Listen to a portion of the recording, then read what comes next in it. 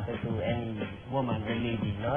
Tapos pangalawa po yung Justin Timberlake news na kumakalat sa Twitter at saka sa Facebook. Kasi nga, akala ng tao talagang hindi darating. Pero alam natin na parating na talaga, lalo na, at yung mga nag-tweet na nakita may mga sightings na nga daw, lalo na, pala, at merong isang artist natin, si Gary Valenciano, ay sasabi na nakasabay niya na sa aeroplano ko, papunta dito sa... Sigurado naman na yung flight ay papuntang Manila. Oo. Sabay sila eh. Kasabay ni Gary. Na si Gary dito, sabi nila. Okay. So, ang tanong na lang kung sino ang kasama niya. Kasama niya ba si... May mga speculation din dyan. Mga naghihintay sa texting girlfriend si Jessica Biel, no? So, abangan natin dahil meron kaming medyo mga balitang kalikano siya tomorrow. So, imbis po na yan ang mga pag-usapan natin ng todo, mga aberya sa kampanya ng ilang presidential bets online ang tatalakayin natin. Usap-usapan ngayon among netizens ang pag-hack down ng Twitter account ni Noynoy Aquino. Actually, Cherry, nakita namin ito during monitoring, pero inalis na agad ng team Noynoy ito. So, we got the grab from the Live Journal of Chuvanes. Lumalabas kasi bigla na nag-tweet itong si Noynoy na nangyari daw sa kanyang sasakyan at ang mga gasa siya dito na umabot pa doon ng 5,000 pesos dahil sa mga repairs.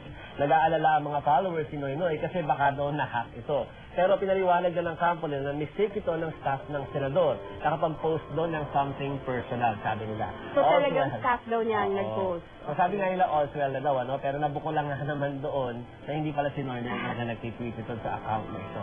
Inamin naman ng staff ng senador na ang pag-tweet ay hindi nga ginagawa mismo yung nagka-type na si Noynoy. Pero lahat daw ng mga nilalagay doon ay dumadaan niya mismo kay Noynoy. Meaning, kung ano po ilagay doon, si Noynoy pa rin daw ang may final. Pati kaya yung mismong controversial statement na yon ay dumaan kay Noynoy? Yun ang, bakit malamang hindi, kasi bigla nga binawi, no? So parang, kasi nagkakaroon dati ng mga debate sa Twitter na parang, ba't kailangan magkaroon pa ng Twitter account kasi ganito, si ganyan na personality? Kung hindi naman siya ang mag-tweet. Ayan, minsan, nabubuko na tuloy ng ganyan. So bago po yung sinasabing insidente kay Noynoy, nahack naman daw ang site ni Manuel Villar. Galing din po ang balitang ito sa site naman ni Chuvanes, pero naiulat na rin ng Yahoo.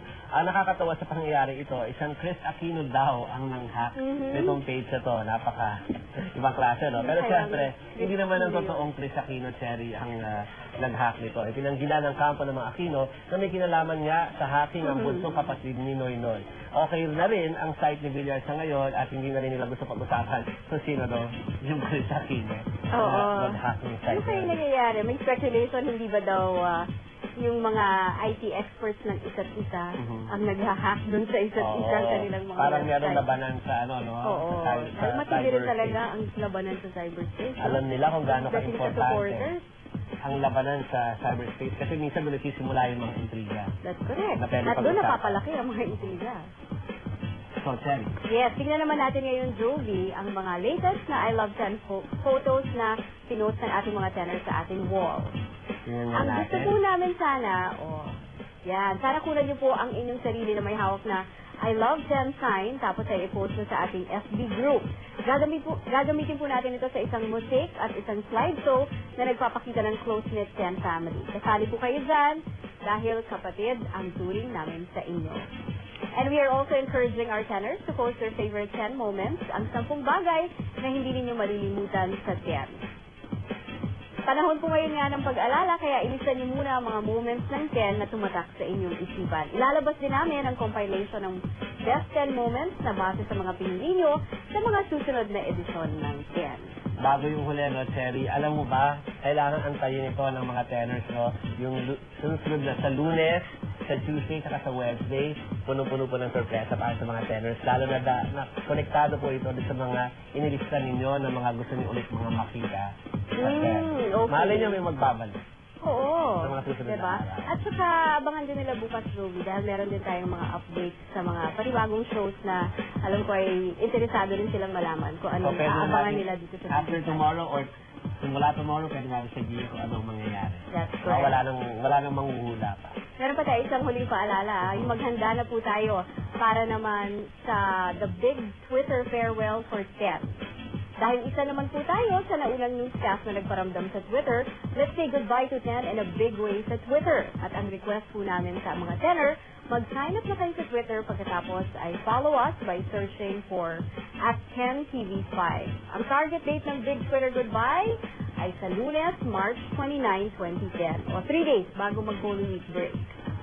So bago po natin tapusin ang ating sidetrack ngayong gabi, i-announce natin na via PEP, pep.ph, sinabi na si Nora Honor nga po ay nanalo ng 10 Best Asian Actresses of the Decade, mula sa 2010 Green Planet Movie Awards na gaganapin nga sa LA on March 23, 2010. Congratulations. Yes. At susunod po sa ating countdown, ang maaksyong protest rally ng mga estudyante ng UP at ng PUP laban sa nakaambang pagtaas ng tuition fee sa 2 state universities. At ang banta ng Korte Suprema laban sa mga violenteng aktivista. Magbabalik po ang The Evening News.